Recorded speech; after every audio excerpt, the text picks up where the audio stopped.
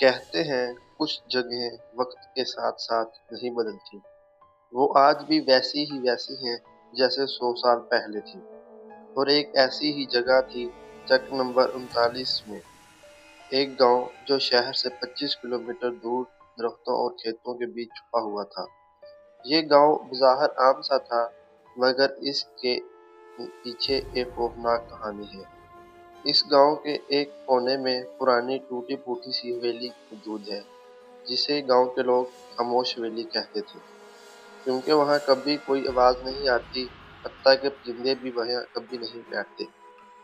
एक दिन शहर से एक नौजवान असद अपने दोस्त काशिफ के साथ इस गांव में आया। असद फोटोग्राफर था, पुरानी इमारतों की तस्वीरें लेता और यूट्यूब पर अपलोड करता था। लोगों ने इसे कहा इस हवेली के अंदर ना जाना, मगर असद के दिल में ये जिद थी, यार भूत शूत कुछ नहीं होता, सिर्फ कहानियां हैं। इसने हंसते हुए कहा, शाम के वक्त सूरज डूब रहा है और अंधेरा फैलने लगा था। असद और काशिफ हवेली के गेट के पास पहुंचे। जिंदगी लगी अंजीर, टूटी हुई लकड़ी, अंदर से ठंडी हवा का झोंका। दरवाजा धकेल कर जैसे ही वो अंदर गए, एक बहुत बुरी बदबू उनके नाक में उठी। अंदर मिट्टी जमी हुई थी, दीवारों पर पुराने खून जैसे धब्बे और छत पर चमगादड़ें लटकी हुई थीं। काशिफ ने डरते हुए कहा, असद वापस चल, अच्छा नहीं लग रहा। मगर असद हंसा, डरपोक मत बन, बस 2 तस्वीरें लेते हैं और चलते हैं। इसने कैमरा ऑन किया, फ्लैश चमका और एक लम्हे के लिए कैमरे के फ्रेम में एक औरत का साया दिखा, सफेद कपड़ों में, बाल चेहरे पर, मगर जब मुड़कर वहां कोई नहीं था। काशिफ ने फौरन कहा, मैं नहीं यहाँ रुक सकता, और वो बाहर भागा। असद अकेला रह गया।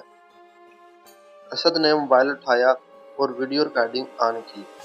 दोस्तों, मैं अभी चक नंबर 39 की मशहूर चुप हवेली में हूँ। अचानक लाइट बंद, मोबाइल खुद ब खुद जमीन पर गिर पड़ा और कैमरे में सिर्फ आवाजें रिकॉर्ड हुई। तुम यहाँ क्यों आए हो? तुम यहाँ क्यों आए हो? तुम यहाँ से जिंदा वापस नहीं जा सकते। एक औरत की मध्यम सर और कानों में चुभने वाली आवाज ये थी। असद की सांसें बंद होने लगीं, जिस्म अकड़ गया। इसने मुड़कर भागने की कोशिश की, मगर दरवाजा बंद हो गया। बाहर से कोई आवाज आई, दरवाजा ना खोलो, मगर असद ने दरवाजा जोर से खोला और बाहर कुछ नहीं था, सिर्फ धुंध थी और उसका दोस्त खड़ा था।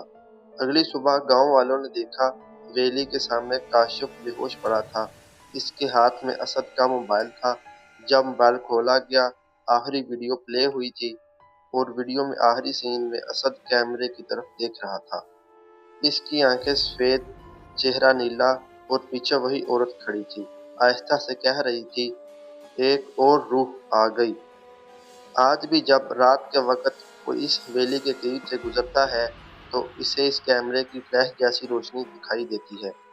कभी किसी लड़के की चीख, कभी औरत की हंसी। और कहते हैं कि जो भी इस हवेली की तस्वीर लेता है, वो तस्वीर मुकम्मल नहीं होती, क्योंकि इसमें हमेशा एक इजाफी साया जरूर आता है।